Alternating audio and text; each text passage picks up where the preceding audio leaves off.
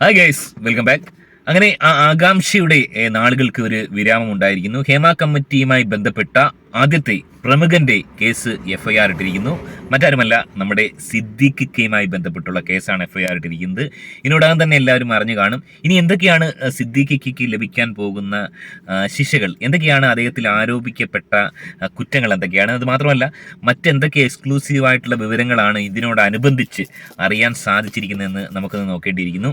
ഇവിടെ സിദ്ദീഖ് ക എന്ന് പറയുന്ന വ്യക്തി ഒരുപക്ഷെ മുങ്ങൽ വിദഗ്ധൻ എന്നൊക്കെ നമ്മൾ വിളിക്കാറുണ്ട്. അതുപോലെ ഇദ്ദേഹത്തെ വേണമെങ്കിൽ നമുക്ക് നക്കൽ വിദഗ്ധൻ എന്ന് വിളിക്കാം. കാരണം നക്കൽ വിദഗ്ധനായ ഒരു വ്യക്തിയാണ് ഇദ്ദേഹമെന്ന് ഇദ്ദേഹം തന്നെ രേവതി സമ്പത്തിനോട് പറഞ്ഞെന്നാണ് മനസ്സിലാക്കാൻ സാധിക്കുന്നത്. സോ ആ ഒരു നക്കാനുള്ള ശ്രമത്തിനിടയിലായിരിക്കാം രേവതി സമ്പത്തിനെ ആക്രമിച്ചതെന്നാണ് ഞാൻ മനസ്സിലാക്കാൻ സാധിക്കുന്നത്. ആക്രമിക്കുകയും അടിക്കുകയും ചെയ്യുന്നതാണ് രേവതി സമ്പത്ത് പറയുന്നത്. എനിക്കൊന്ന് 6-7 കൊല്ലം മുമ്പ് രേവതി സമാനമായ പരാതി പറഞ്ഞിരുന്നു. ഈ രേവതി സമ്പത്ത് ഇതുപോലുള്ള കാര്യങ്ങൾ പറയുന്നു. പക്ഷെ അന്ന് ആരും മൈൻഡ് ചെയ്തില്ല.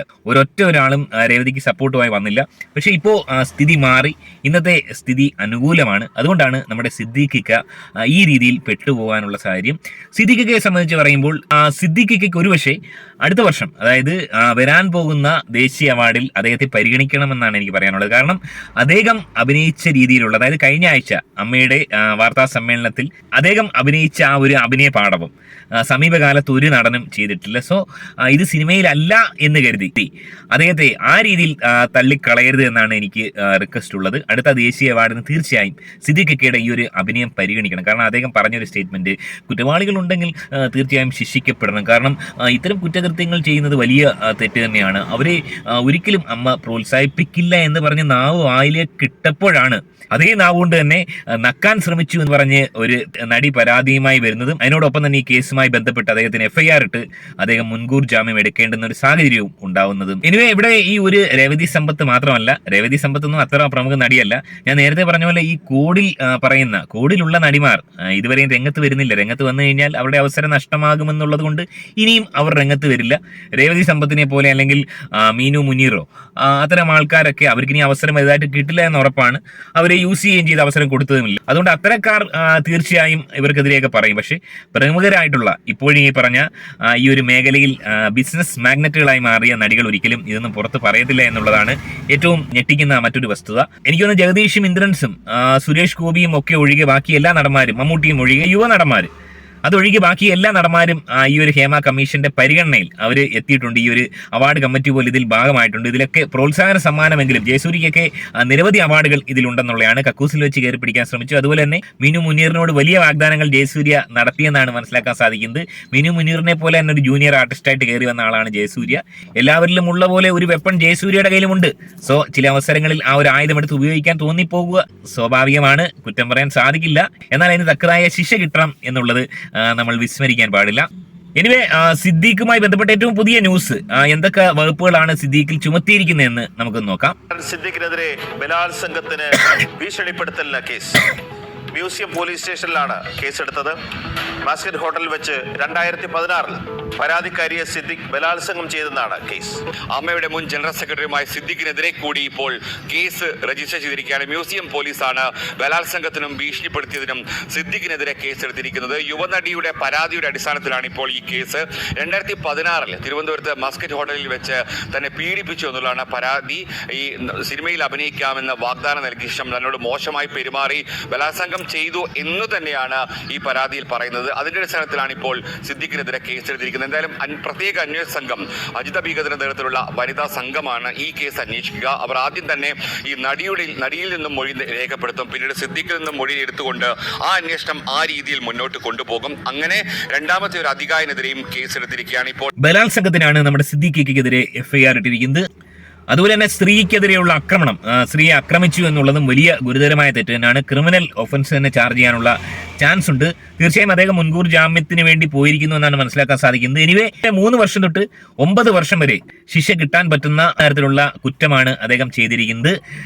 നക്കാൻ ശ്രമിച്ചതിന് പ്രത്യേക വകുപ്പുകൾ ചുമത്താനും ചാൻസ് ഉണ്ടെന്നാണ് മനസ്സിലാക്കാൻ സാധിക്കുന്നത്. അങ്ങനെ കണ്ണി കാണുന്നവരെ കയറി നക്കാനൊന്നും ആർക്കും അങ്ങനെ അധികാരമില്ല. അങ്ങനെയൊന്നും ആരും ധരിക്കരുത്. ഒരുപക്ഷെ സിദ്ദീഖ് ഒരു നക്കൽ വിദഗ്ധനാണെന്ന് നേരത്തെ നമുക്ക് സംശയം തോന്നിയിരുന്നു. അദ്ദേഹത്തിന്റെ ആ ഒരു പല്ലിലൊരു വിടയൊക്കെ കാണുമ്പോൾ ഒരു നക്കൽ വിദഗ്ധനാവാനുള്ള വലിയ ഒരു പോസിബിലിറ്റി നമ്മൾ അവിടെ കണ്ടിരുന്നു. ഇനി അദ്ദേഹത്തിന്റെ ഒരു പ്രധാന പ്രവർത്തന മേഖല ഈ ഒരു നക്കലാണെന്ന് അറിഞ്ഞതിൽ വളരെയധികം സന്തോഷം. വളരെ ശ്ലാഘനീയമായ കാര്യം തന്നെയാണ്. സോ കുറ്റം ചെയ്തിട്ടുണ്ടെങ്കിൽ തീർച്ചയായും സിദ്ദീഖിക്ക് എന്നല്ല ആരായാലും ശിക്ഷ അനുഭവിക്കേണ്ടി തന്നെ ഇരിക്കുന്നു. ഇനി ഈ വിഷയത്തിൽ ഹേമ കമ്മിറ്റി വിഷയത്തിൽ പെട്ടില്ലെങ്കിലും നമ്മുടെ സുരേഷ് ഗോപി നമ്മുടെ സ്വന്തം സുഹൃത്തായ മുകേഷിനെ പിന്തുണച്ച് അദ്ദേഹം പെടുന്ന ഒരു സാഹചര്യം ഉണ്ടായിരുന്നു.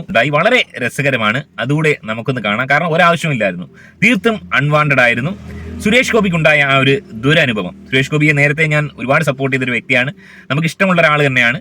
ചില തെറ്റുകുറ്റങ്ങൾ ഈ അടുത്ത കാലത്തായിട്ട് സുരേഷ് ഗോപിയുടെ ഭാഗത്തു നിന്ന് ഉണ്ടാവുന്നുണ്ട്. എനിവേ ഒന്ന് കാണാം.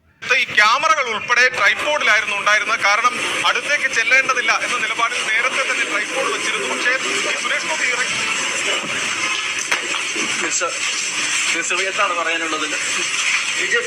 താങ്കളുടെ നിലപാട് തള്ളിയിരിക്കുകയാണ്. അതായത് മാധ്യമ പ്രവർത്തകരെ പിടിച്ചു തള്ളുന്നത് വളരെ വ്യക്തമായി നമുക്ക് കാണാൻ സാധിക്കുന്നുണ്ട്.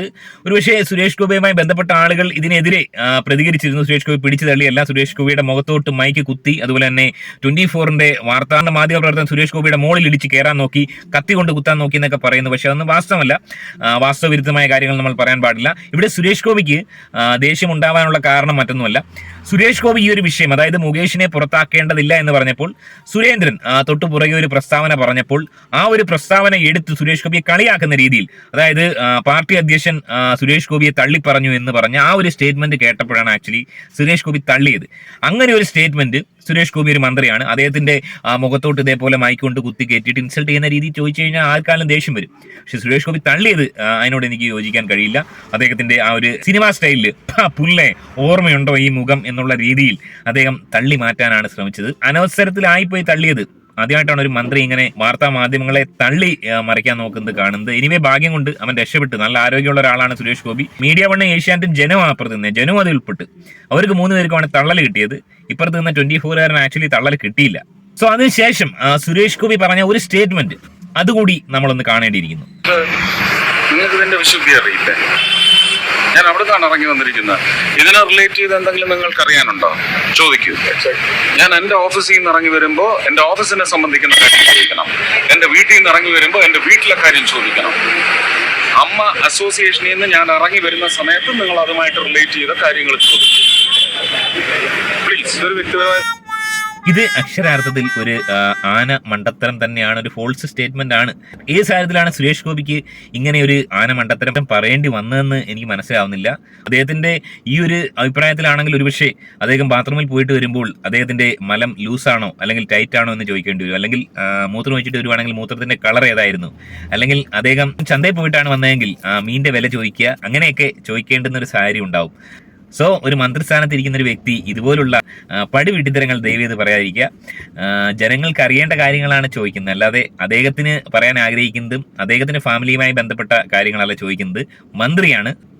സോ നിലവിലെ സാഹചര്യങ്ങളിൽ ഉണ്ടാവുന്ന വിഷയങ്ങളുമായി ബന്ധപ്പെട്ടാണ് ചോദ്യങ്ങൾ ഉണ്ടാവുക. ഏത് ഭാഗത്തുനിന്നും ചോദ്യങ്ങൾ വന്നേക്കാം, ഏത് വിഷയത്തെ പറ്റിയും ചോദിച്ചേക്കാം. സോ അത് മറുപടി പറയേണ്ടെന്നും പറയാതിരിക്കുന്നതും നമ്മുടെ കടമയാണ്. എത്രയോ പേര് മറുപടി പറയാതെ പോകുന്നു, അഭിപ്രായമില്ല എന്ന് പറഞ്ഞു പോകുന്നു. പക്ഷെ ഇങ്ങനെ ഒരു സ്റ്റേറ്റ്മെന്റ്, ഞാൻ അമ്മയുടെ ഓഫീസിൽ നിന്ന് വരുമ്പോഴത്തേനും അമ്മയെക്കുറിച്ച് ചോദിക്കുക, ഞാൻ വീട്ടിൽ നിന്ന് വരുമ്പോൾ എൻ്റെ വീട്ടുകാരെ കുറിച്ച് ചോദിക്കുക, അല്ലെങ്കിൽ ഞാൻ സിനിമാ സെറ്റിൽ നിന്ന് വരുമ്പോൾ എൻ്റെ സിനിമയെക്കുറിച്ച് ചോദിക്കുക, പള്ളിയിൽ പോയിട്ടാണ് വരുന്നതെങ്കിൽ ബൈബിളിലെ കാര്യങ്ങൾ ചോദിക്കുക, ഞാൻ അമ്പലത്തിൽ നിന്നാണ് വരുന്നതെങ്കിൽ ഭഗവത്ഗീതയെക്കുറിച്ചും രാമായണത്തെക്കുറിച്ചും ചോദിക്കുക. സോ അങ്ങനെയൊക്കെ പറയാൻ അദ്ദേഹത്തിന് എങ്ങനെ സാധിക്കുന്നു എന്ന് എനിക്ക് മനസ്സിലാവുന്നില്ല. എനിവേ നമുക്ക് വലിയ ഇഷ്ടമുള്ള ഒരാളാണ് സുരേഷ് ഏട്ടൻ. ഹേമ കമ്മിറ്റി വിഷയത്തിൽ അദ്ദേഹത്തിന്റെ പേരില്ല എന്നുള്ളത് തന്നെ ഏറ്റവും ശ്രദ്ധേയകരമായ കാര്യമാണ്, വളരെ അഭിനന്ദനാർഹം തന്നെയാണ്. പക്ഷേ ഇത്തരം പിഴവുകൾ സുരേഷ് ഗോപിയുടെ ഭാഗത്ത് നിന്ന് നിരന്തരമായി ഉണ്ടാകുന്നു. അത് അദ്ദേഹം ക്രമീകരിക്കേണ്ടിയിരിക്കുന്നു. സിനിമയല്ല ജീവിതമെന്ന് അദ്ദേഹം തീർച്ചയായും മനസ്സിലാക്കി മുന്നോട്ട് പോകുമെന്ന് പ്രതീക്ഷിക്കാം. സിദ്ദീഖിക്ക് അദ്ദേഹം തെറ്റ് ചെയ്തിട്ടുണ്ടെങ്കിൽ നല്ല രീതിയിലുള്ള തടവ് ശിക്ഷ അടക്കം കിട്ടും. അതുപോലെ തന്നെ ജയിലിൽ അദ്ദേഹത്തിന് നക്കാനുള്ള അവസരവും ഉണ്ടാകട്ടെ എന്ന് ആശംസിക്കുന്നു. ഈ വിഷയത്തിൽ നിങ്ങളുടെ അഭിപ്രായം കമന്റായി രേഖപ്പെടുത്തുക. മറ്റൊരു വീഡിയോ ആയിട്ട് കാണാം. വീഡിയോ ഇഷ്ടപ്പെട്ടെങ്കിൽ ചാനൽ ഒന്ന് സബ്സ്ക്രൈബ് ചെയ്യുക. ബൈ.